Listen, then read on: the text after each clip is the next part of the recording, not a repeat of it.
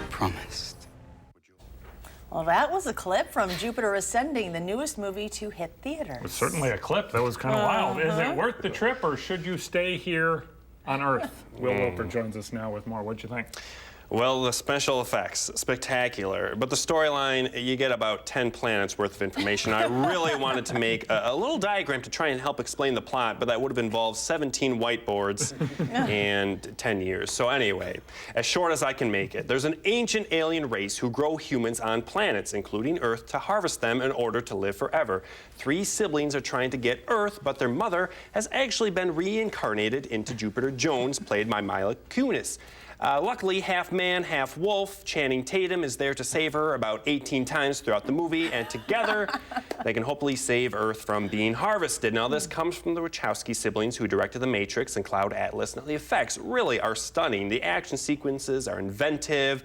Channing Tatum's little skating, floating boots are awesome. It's just that every spare second they get in the movie, somebody is explaining what's going on, who somebody is, what planet they own, how old they are, what their favorite soup is, how shiny their spaceship is, and you get the point. There's all kinds of double crossings, but at some point you just don't care anymore, and even the loud space battles get tedious. So are you telling me that half man, half wolf Channing Tatum doesn't get, a 5?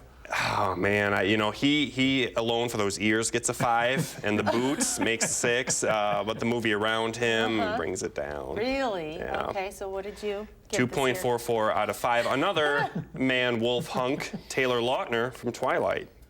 Oh my goodness. Okay, next up. Next up, switching complete gears here. Now this knocked the spot off, American Sniper off #1, a talking sponge of all things, who lives in a giant pineapple. He's the one to do it.